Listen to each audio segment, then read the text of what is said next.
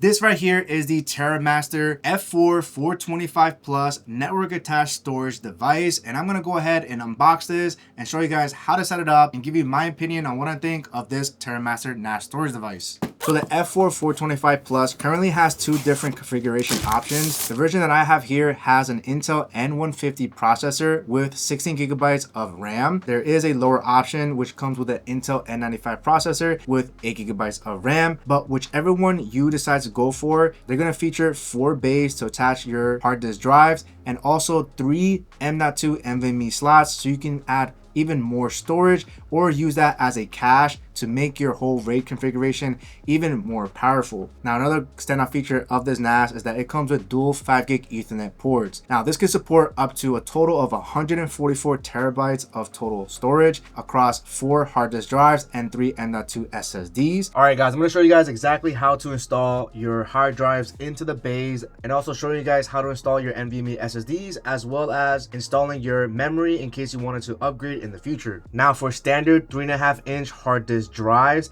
it is basically toolless. For smaller drives, they do include screws to screw it into the actual base, but if you're going to be using the standard size, it is pretty much toolless. So all we have to do is push this tab, pull out the whole tray, and now we have our tray out. Now on each side, you're going to notice this tab over here that has a small triangle. What we're going to do is we're going to remove this piece just like that. You're going to put it to the side, you're going to flip it over, and you're going to do the same thing and remove each side.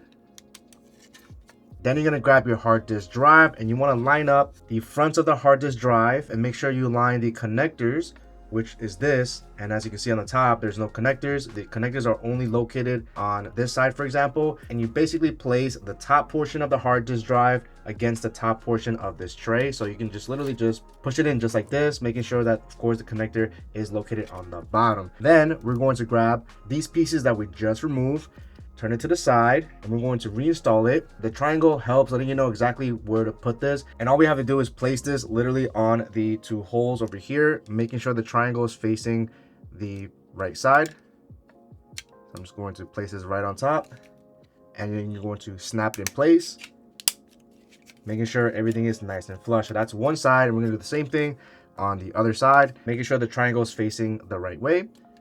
And I'm just going to start positioning it over. Snap that in. Perfect. So now that we have these two in, you'll notice that your hard drive disk is now secured in place. So it's basically not going anywhere.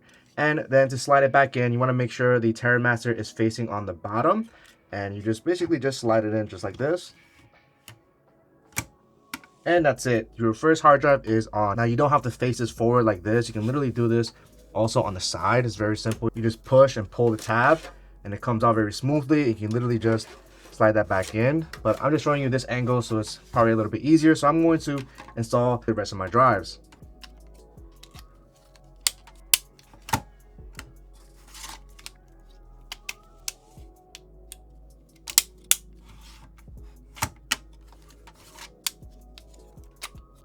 All right, perfect. My last hard drive is going in.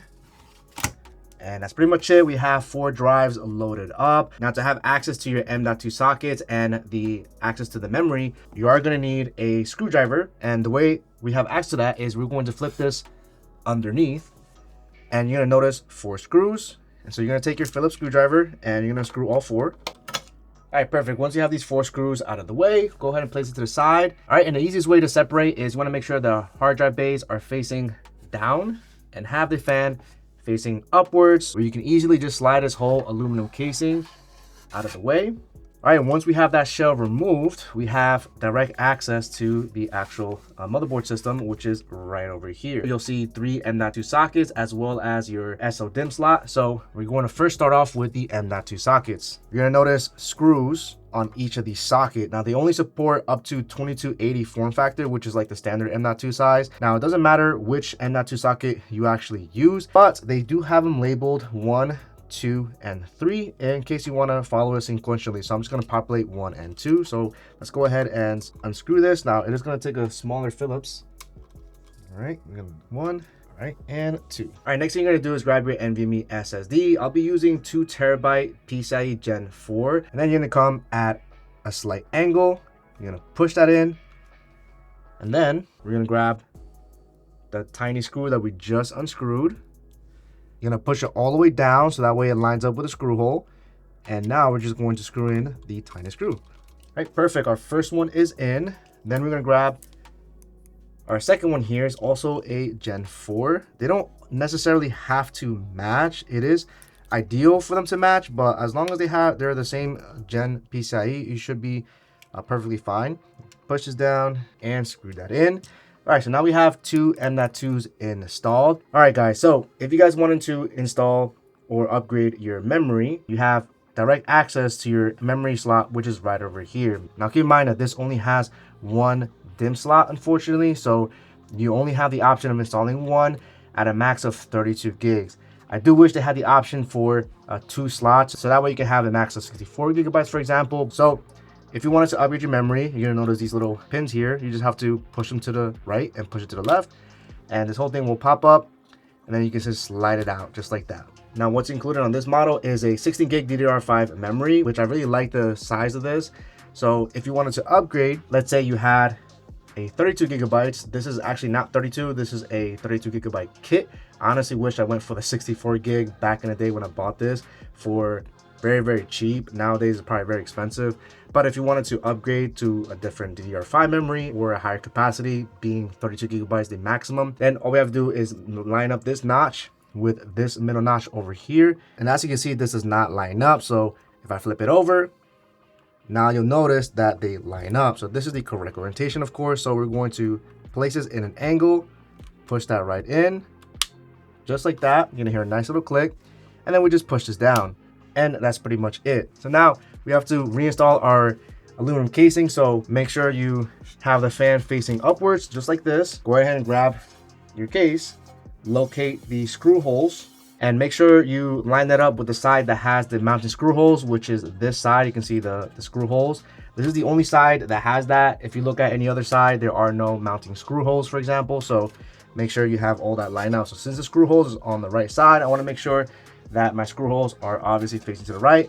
And all we have to do is slide this back in very carefully, just like that. And then you're going to lay this flat back down.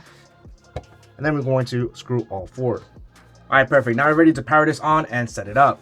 All right, guys, so here's where my TerraMaster lives in my studio. It is basically sitting in a corner, and right on top of the TerraMaster, I have my wireless router right on top. I don't really have a lot of space to put this in its own dedicated place, so I decided to just leave the NAS right here until I find another space for my TerraMaster. Now, connecting this is pretty much very straightforward. Of course, you want to make sure you connect your power adapter here, but before we turn on the actual TerraMaster, we want to make sure we figure out where we're going to connect our Ethernet ports. Now, the great thing about this, of course, is that we have dual 5 gig Ethernet ports, so you don't really have to guess too much which ports to use because it's the same speeds regardless, so it doesn't really matter which Ethernet port you actually use. For most of you guys, the easiest thing to do is to simply just connect this TerraMaster directly to your wireless router using the included Ethernet cable that's inside the box, or you can use an even longer cable or another Ethernet cable. Just make sure it meets at least Cat 6 or higher. Now, on your wireless router, you're gonna notice a whole bunch of Ethernet ports on the back, and this is gonna look different on multiple different type of Ethernet models, but generally you want to connect one Ethernet cable directly to your TerraMaster. You can use the top port or bottom port and just connect it, and on the other end you want to connect it to your router, of course, but the one that you want to connect it to is you want to locate the highest speeds that you have. So on this one, I have a 10 gig Ethernet port, so that's where I have my TerraMaster connected to. If your highest is 2.5 gigs, then that's unfortunately the only highest port that you have. That's going to be the bottleneck or the limit that you can go for. Now, another way to connect this, of course, is to connect this directly to your PC or your Mac device. So I actually have this connected to my main PC as well by utilizing the secondary Ethernet port. So I have a very, very long Ethernet cable that's connected, and I'm going to show you exactly how that looks like. So I want to connect this here as well. One Ethernet connected to my router and one Ethernet connected to my actual main PC. As long as you have one of these connected to either your router or to your actual PC, then you can basically proceed. It's pretty much straightforward. And once you're ready, you can go ahead and click on the power button on the top right. Press it for 2 seconds and these lights should light up and you start hearing some beeping noises. My recommendation is to give it like a good 10 minutes for it to start initializing before you start locating the actual NAS. All right guys, so once you have everything powered on and you gave it at least 5 to 10 minutes for the TerraMaster to be fully initialized, the next thing here is to actually locate the TerraMaster. And there's so many different ways that you can connect remotely to your TerraMaster. You can use any type of laptop, Windows, Mac OS, use your tablet, your iPhone, multiple devices that you can actually use. Now, if you're gonna be using your desktop or laptop, the easiest way to locate your NAS, there's multiple ways to do it. You can open up your web browser and type in http /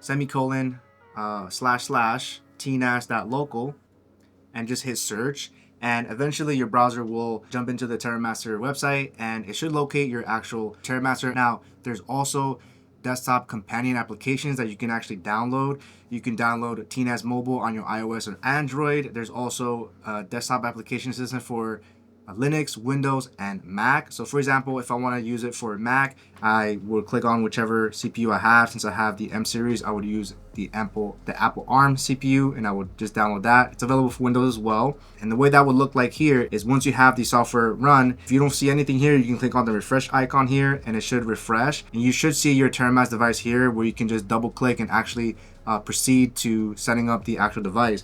You could also utilize the TNAS mobile application as well. It will locate your TerraMaster as well, and you can set it up remotely via your iPhone or mobile device, tablet, whichever device. Once it's located, the setup process becomes super easy. It's going to ask you to create your own user ID, your own password. It'll have you set up your email address. And so in just in a couple of steps, once everything is done, it'll automatically jump you into the actual software. So I'm going to first log in real quick to the TerraMaster real quick because I already have my account created.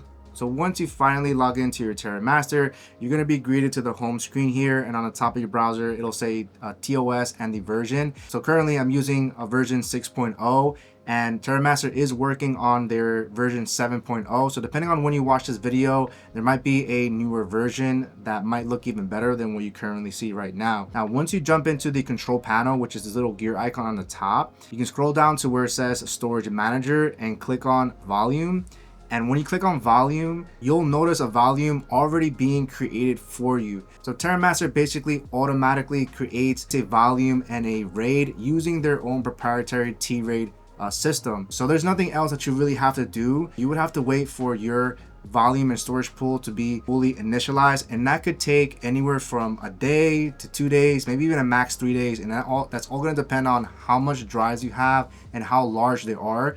In my experience, it took 2 days for everything to finally complete. Now, while I love the fact that they made it super easy, I also am not a fan of it because at no point during the whole setup process did it ask you what type of RAID configuration you actually want to create. So TerraMaster, if you're seeing this, you guys should definitely, for the first time setting it up, have a simple setup and an advanced setup option. So that way, for us advanced users who want to dive into more settings, have that route ask us what type of RAID configurations we want to do, because as it stands, whenever you first initialize, it's automatically going to assume it's going to do a T-RAID, which for the majority of you guys is probably going to be the best option. But for me personally, since I have so much space on my 4 hard drives, I personally want to run a RAID 10 configuration. So for me to do that, I would have to delete the whole volume and then recreate it again. Once you recreate it, that's when it'll ask you, okay, what type of RAID configuration you want, and it'll give you a little calculator showing you how much storage it'll use.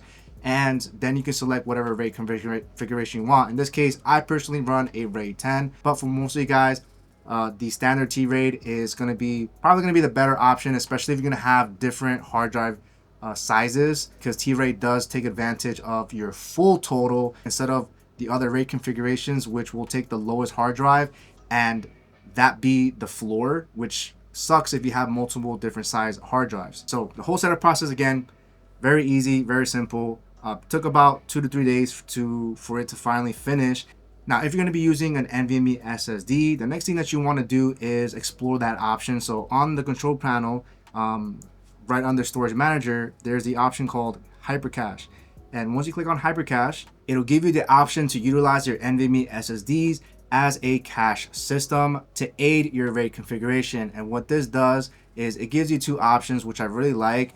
It lets you do a read mode only or a read and write mode. And depending on which one you want to use, you can choose which one. I personally went with a read write mode. And since I have two 2TB drives running a RAID 1 configuration, I have basically 1.82 terabytes of total space. This dramatically improves the read and write speeds of my whole NAS system. And again, that's going to be completely optional. You could also utilize your NVMe SSDs as a separate volume where you have direct access to the SSD.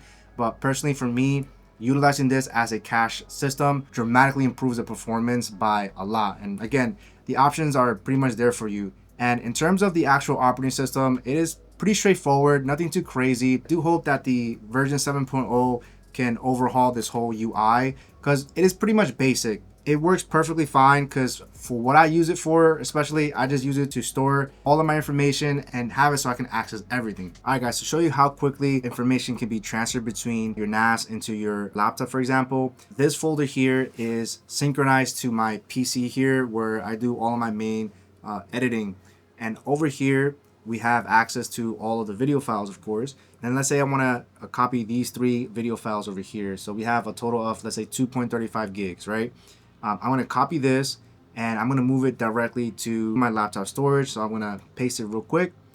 And now we're going to download that right now. As you can see, it is going to take less than a minute here. And this is 2.35 gigabytes of files, and it's really, really fast.